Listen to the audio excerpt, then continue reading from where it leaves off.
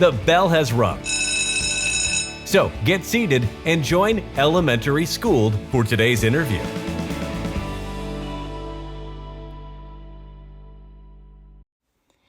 If you have a small or large landscaping project coming up in this new year, check out Complete Landscapes. They just finished a project for us, and we really appreciated their clear communication and attention to detail. They do any outdoor projects ranging from excavation and rock walls to water features and overall landscaping. Thank you so much, Complete Landscapes. Welcome to Elementary Schooled. We are in episode 8 of season 2. And today we are going a little bit out of our comfort zone. We are talking about empowering kids in a porn culture. And I am delighted to have our guest, Dina Alexander, is the founder and CEO of Educate and Empower Kids, an organization determined to strengthen families by teaching digital citizenship, media literacy, and healthy sexuality education, including education about the dangers of online pornography. You are the creator of so many programs and books. I like how your books are titled very specifically for age groups. So 30 Days of Sex Talks. I do want to ask you about the 3 to 7 age, because that's interesting to me and I haven't read it yet. But 30 Days of Sex Talks for ages 8 to 11, and then ages 12 and up. You received your master's degree in recreation therapy from the University of Utah and your bachelor's from Brigham Young University. Same for me. Very nice. You try to be a great mom. I bet you are, and love spending time with your family, and you live in New Mexico. So thanks for joining us from New Mexico. Isn't it so nice to have Zoom? Yeah, I know. I love it. I did want to ask when you started this program and how it kind of happened. Can you just give us a little history on that first? Sure. About 10 years ago, when my oldest was in the 8th grade, now she is 23, I came across an article about teen porn consumption, and honestly, I just couldn't believe it. It was, to me, so sad and so frustrating what this industry does and how they target kids and the content that they are so easily able to see because we don't have laws that really protect them from horrible online content. And so at first I thought, oh, I'm going to create some family night lessons and put them on Pinterest and be done. And I started researching like crazy, talking to other parents, talking to other experts, and finding how terrified people were to talk about this topic and how few resources there were for parents.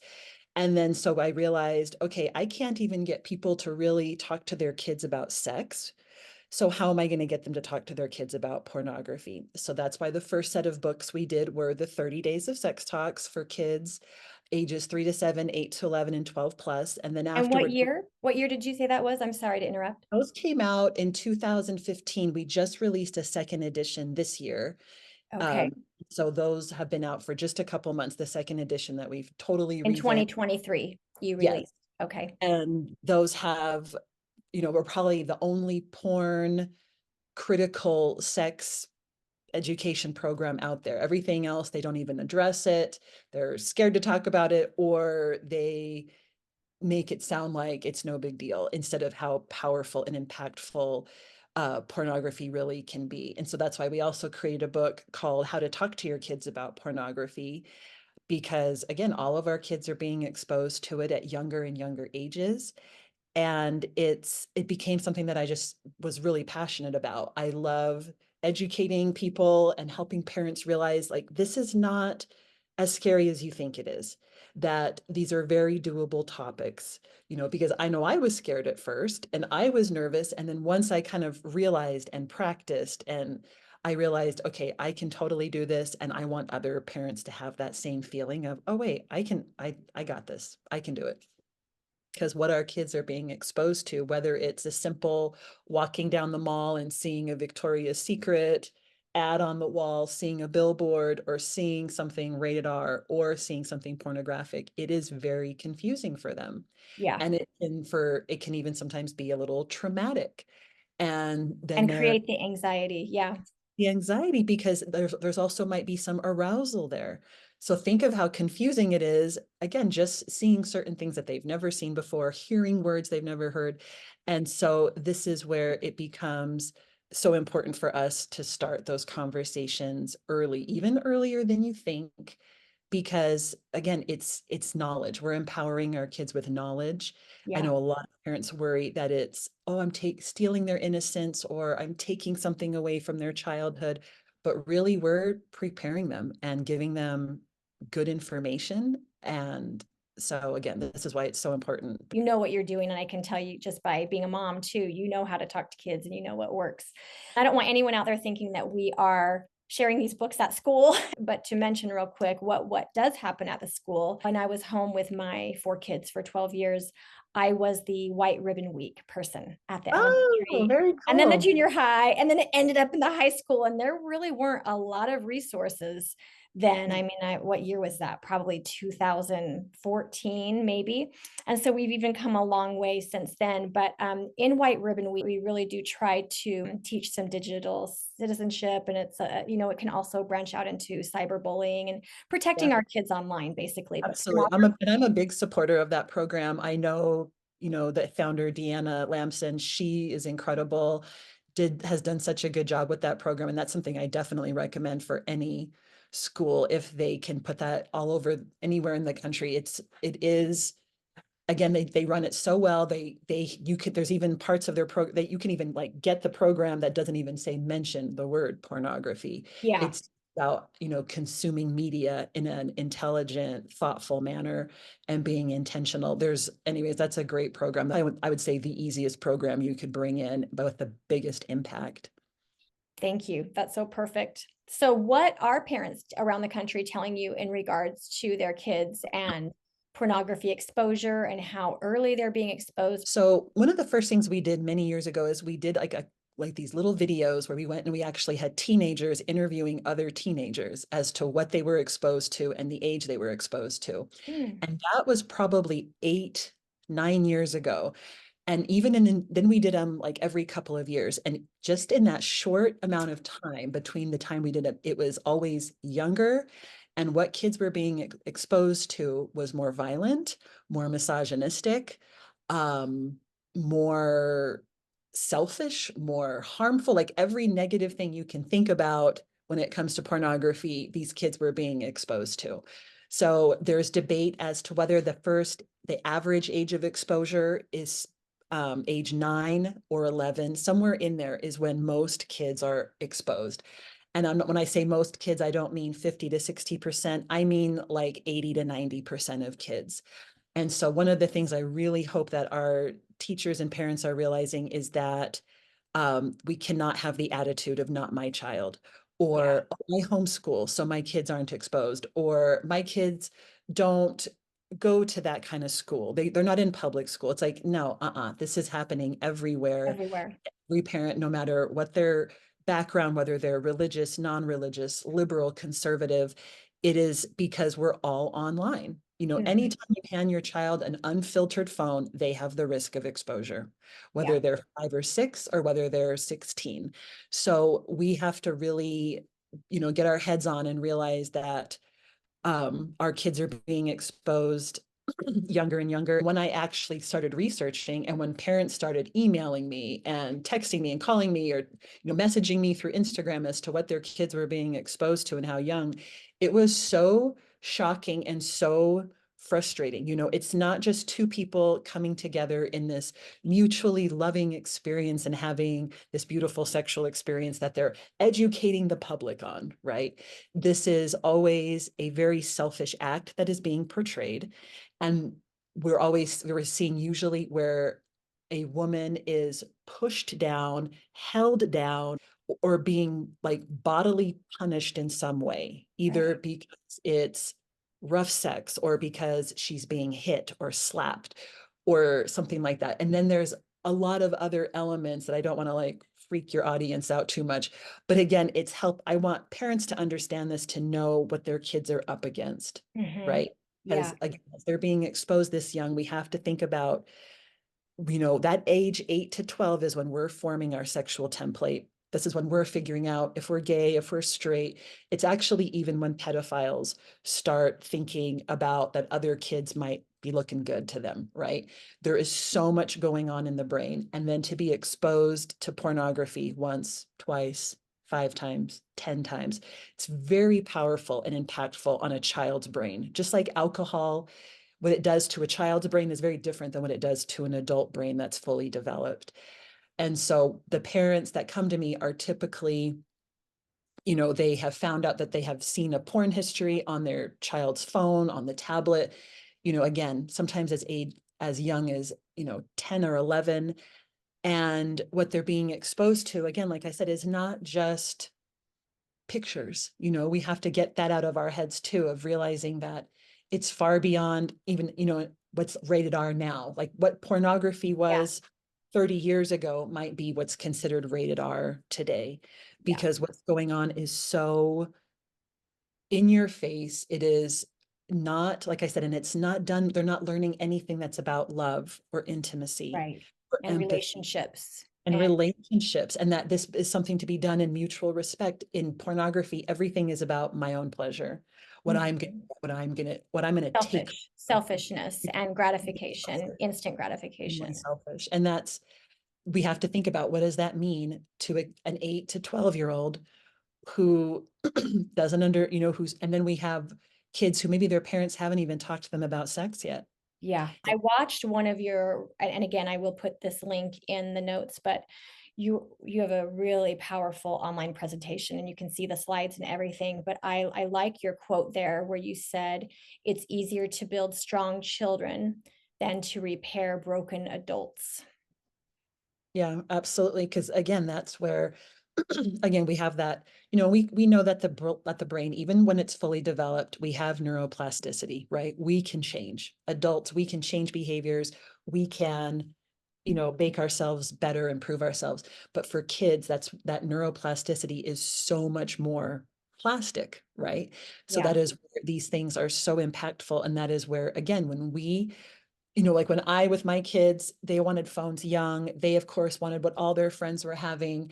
And to me, putting off things like giving them a phone or allowing a smartphone was about giving them a leg up mentally, intellectually. Yeah. So when we have, again, these young brains, we want to be filling them with good, positive things. Yeah. And I think that's where that intentional parenting comes in, is where we think about, okay, how am I spending my day, and how much time are my kids spending in front of screens?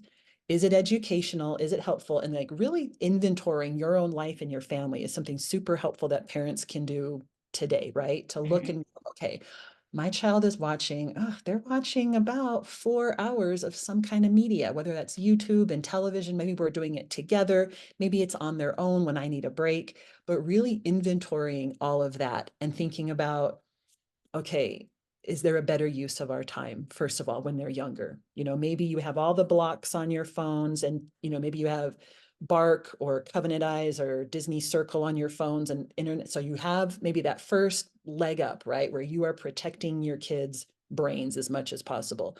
Then you want to kind of think about, well, what are we filling our heads with? Are we reading together? Are they reading on their own? Are we sharing and talking and having, face-to-face discussions?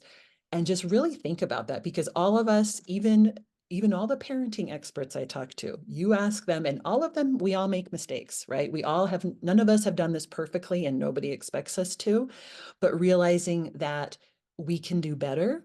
And that in itself is going to help build those strong adults. And I think that is something that is powerful, is for us to also think about, and with your partner or spouse, to think about, what kind of adult do I want to launch from my house? Exactly. Someone who's intelligent and kind and hardworking. Then I need to be doing things right now when they're 5, 6, 7, creating those habits. I'm not just driving them to dance practice and then driving them to volleyball practice and rushing dinner and throwing it on the table. And all of us, this is something I actually put a reminder in my phone for every few months, that I can kind of think about, where am I spending my time with my kids, and am I giving them the best experience? Is there an activity that maybe we need to drop because we need more time to build Together. strong adults. Yep. Amen to that. And I'll say my youngest is now turning 16 soon. And she said something interesting the other day as we were talking about this, but all right, she goes, I feel like our generation is actually really sick of it. Like we are craving the face to face. We're craving that. And Absolutely. kids are craving that, even if they don't know consciously that they're craving it. But I thought that was an interesting comment. No, that's so, and I totally agree. Like, because I made the mistake of giving my oldest a smartphone in the 8th grade, thinking I was being smart. This was right around, again, the same time that I started researching all of this. My next child, I waited until 9th grade, but then I actually took it back in the 11th grade and said, this is not working for us. Here's a Gab phone. My youngest, who is a senior in high school this year, no smartphone ever, has not had a smartphone, will have a smartphone when he graduates from high school and buys it himself. Yeah. But for, he has talk and text, and that's enough. Yeah, And talk and text. again, So if like you're worried about your child, because we do see kids bringing more phones to school every year, and I understand that there's fears and anxieties around, is school safe, and what if my child needs to get a hold of me? But you can have a text and talk phone, like the Gab phone. So if anyone's not familiar with yeah, Gab, there's light phone. There's a few there's more options. There's more options now. Just about, and you're also, I don't think parents have any idea how much trouble you are saving yourself from It's to so not have your true. child with a smartphone, or if you have already given them the smartphone, you can take it away and be done with it. 2, you can also just never give them social media. Right there, Yeah. you are saving your child and yourself so many arguments, so much anxiety, depression, and just so many other problems. It's like, I wish I could just say that to every single parent. Yes. Our Yeah. literally this generation would be a totally different, in a happier, better way, if they did not have social media until they were adults. I so agree with that. It really does mess with their heads because they're just not developmentally ready. Well, we can't even handle it. Do you know what I Yeah, mean? We right. don't even like to see, we make comparisons. Adults bully each other, and then we expect kids to behave well. And to handle it without having the developmental Yeah. process that we've Or had. to know the difference between a predator and a regular person Yeah. that's pretending to be somebody, pretending to be a 13-year-old girl when it's really a 49-year-old man, right? Exactly. And that's We the expect world. them to figure that out when And we they're as a accessing kids through these games, and we will talk about that. Tell me, we do know, and we talked about this a little bit before our interview, but we now have research about what the pornography does to the brain and the emotional damage that it can do. Can you give us kind of the short list of some of the dangers and where it can lead? Absolutely. So individually, we know that it has very addictive qualities. Not everybody's going to become addicted. And even somebody, a child, or excuse me, a teenager, I'd say a child, that brain, it's going to be a mess. But and even a teenager who maybe has a habit, it's not necessarily an addiction. However, and there is debate, right, among the experts if it really is addictive or not. For me, any behavior can become addictive, whether that's shopping, gambling, spending, internet gambling, just surfing the internet every day. If it has those symptoms of withdrawal, if you have that anxiety and depression that comes along with it, it's addictive, right? So we have that issue. Then we also have what it does to our ideas. So it conditions the brain. There's a lot more research on this that shows how it does change our thoughts, that it shows quite easily, like how it changes the way men think about women. It changes the way we think about other people as a person, as a human, their sexual availability. It changes the way that we view abuse and rape, because again, so much in porn is no means yes, right? So there is very confusing. So that is where we can see that it's conditioning the brains of our kids to think of, just to be only concerned about my own sexual pleasure, right? To think that, when a person says no, they might really mean yes. So I never thought about that one. I honestly, I mean, that no means yes, that we're conditioning our kids to think that no means yes. That's really scary. That's terrifying. Where only me matters. That's terrifying, that this is where people are getting their sex education from.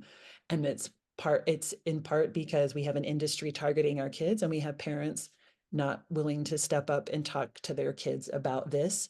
And its opposite, healthy sexuality, right? Because that's part of the solution, is talking not just about porn, but talking about sex in a positive, good way. So Yeah. we have those effects. And then of course we have all the different effects that happen between a couple. This is more well documented, and anytime you get in a group of women, there's always going to be one or all of them who has a partner with a porn issue, who they watch porn. And what that does to a couple is also, like I said, well documented as far as causing a distance, of causing one partner, because it's no longer just men who are watching, we have women who are watching now too. And what that does to the relationship, we have a lot of people who are turning to porn instead of turning to their partner for intimacy. Yeah, and then we have Yeah. all the societal effects of, like, again, a whole generation who is being confused about the idea of consent. We have a whole generation being confused as to that sex is even supposed to be an intimate, loving experience, and hopefully and possibly even shared in a committed relationship, right? That idea is being, thrown out the window. I wouldn't even say it's just being questioned. It is being thrown out the window, the idea of, oh yeah, I might want a committed relationship, because that is not being portrayed, and it's not being portrayed well in Yeah. most media. Wow.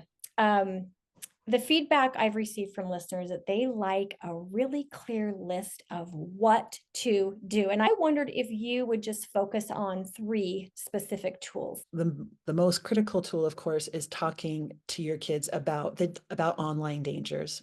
So you can talk about pornography, but there's other online dangers. So you can kind of talk about it in a whole, piece there. And in doing that, you need to talk about, the second part of that is talking about its opposite, which is healthy sexuality. If you want your kids to understand the darkness, they have to understand the light. And to me, sex is an amazing, wonderful thing that our kids need to know. They need to know that it's positive. They need to know that it's special and beautiful and amazing. But in doing that too, you need to share your values as a Yeah. parent. You believe in waiting until marriage, you talk about it, but importantly, you got to say why, not just because I said so or because Yeah. God. So give all the reasons as to why that is so important to you. And if you don't believe in that, then share why, your experience. And so that's really important. And so I would say, that's 2 of the pieces, right? Talking about pornography. And people are like, okay, well, what am I supposed to say? Well, in that, I'd say the first and easiest thing is to define it. Yeah. It'd be something really simple of just pornography is pictures or video of naked people. That's for like a really young kindergarten or first grade.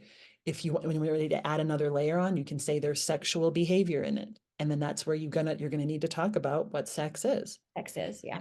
and what sex is supposed to be in Do you your. think there is an age that they should know, or can you not really say that because It everyone's depends on mature? the child, Yeah. but again, it's with our kids being exposed younger and younger. It is younger than you think is Yeah. my typical advice. So if you think, oh, I didn't learn until 11 or 12 and that was fine.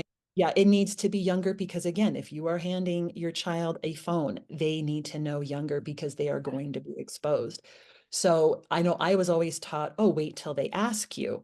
I don't believe in that anymore, No. because they're being exposed to so many things. And I want to be that first source, not the kids on the playground, not pornography, not an R-rated movie, not the neighbor kid. I want to be the first The source. first source. I can start out real simple and fun and then move it in. That's why we have 30 days of sex talks. We don't expect you to talk about it for 30 days in a row if you don't want to, but Yeah. they're meant to be quick 5-10 minute lessons. That also part of it is, number one, explaining the dangers. Number 2, talking about the opposite, healthy sexuality. Number 3, and maybe this should be our first, is creating that home of openness and honesty, where your kids know they can ask you questions. Anything. They can ask you anything. And then people go, okay, well, how do I start that? It's daily conversation. When my kids were little, it was bedtime. I would ask them different questions. I would listen, and that's where they would just spill their guts. Later on, that evolved to dinner conversation. And that just would start out with me asking, tell me what the best and worst part of your day was.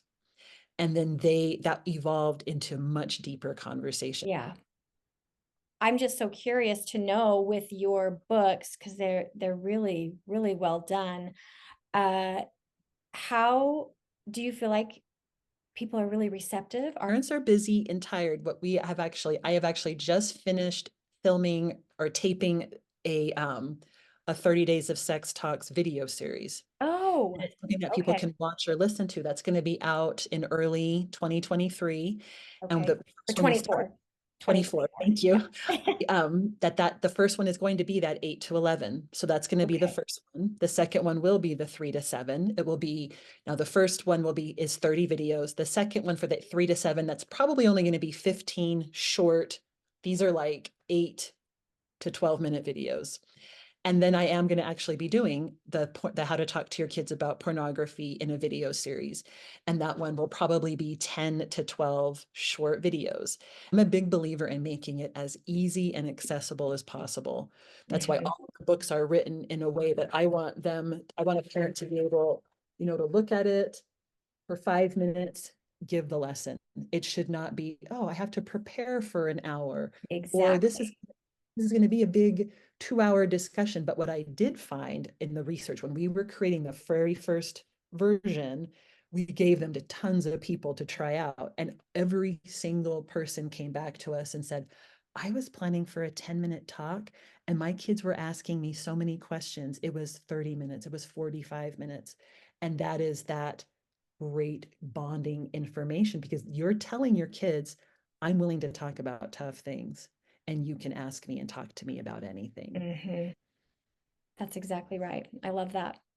Will you offer some hope for families who might feel discouraged, or overwhelmed with this, wondering, well, first of all, if they already know that one of their kids or an older teenager or child or adult child has a real issue.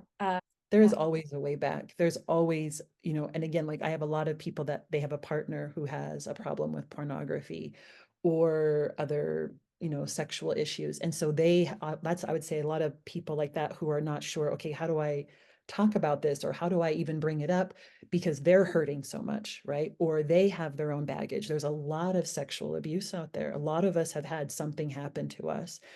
And so that's where we again have tried to make it so easy, because, and again, where you don't, my hope is for people is to realize you don't have to start with the tough topics. Start Mhm. with easier topics. Like I Yeah. said, like relationships. Maybe you're going to talk about the difference between romantic love and friendship love. That's a great simple discussion for elementary age kids that warms you up, warms your child up, so that you are able to, progress into these, tougher topics. But also that there are resources out there. There are great therapists out there that understand that this is happening in our culture, and to, not be afraid to get help. And to, Mhm. that if your child has an issue with pornography, maybe it is an older child and you're worried about the younger kids, well, that's where you start having these simple Yeah. conversations. But for your older child, I think also, not just saying, oh, I'm going to send them to the therapist to get well. Right. Maybe needs to be a family therapy experience. Mhm. For parents of younger kids, there's always hope, and there's always a way to say this, even for the child who maybe doesn't want to hear about sex. There's always, not always, but there's often a child who doesn't want to hear about this and runs out of the way. You still keep trying, you still keep going, because your kids are worth it. Yeah. I still remember the times we told our kids, and it is a bonding experience. It is special, and your feelings and your healthy attitudes about it really do carry over. Thank you. I want to list all of your resources, which really are well done. I'm not just saying that. I've learned this, that knowledge and wisdom are different, but you have both. Mhm. Thank And you. so thank you. Is the video series going to be linked then with Yeah, educateempowerkids.org? it'll be everything we have, our books, all the books can be purchased on Amazon, but Okay. you can still get them, everything through educateempowerkids.org. That's where the video series will be. We Okay. also have another website called Empower Latter-day Saint Kids. Oh, thank you. So we have, I'm a fan of that too.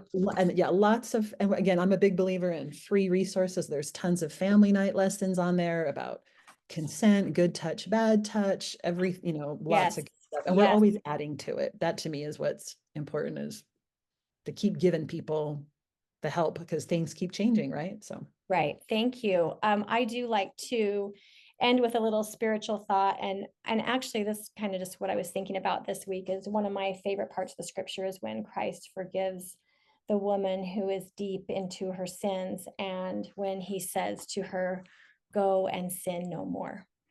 And I think the reason I was reflecting on that is because this is one of those issues and topics that does have shame surrounding it. And so our approach has to be really careful with our kids, that because there are some kids that really are wired that if they think they've seen it once, they think they're bad. We make mistakes, but when we're trying and we don't keep making the same mistakes, that's when we know we have progress. But if we continue making the same mistakes over and over again, that's when we know like we need a new plan or to talk about it more. But anyway, I just wanted to mention that. I love that. Thank you, Dina. You're a Thank delight. you for having me. I appreciate it so much. I hope you'll come back sometime.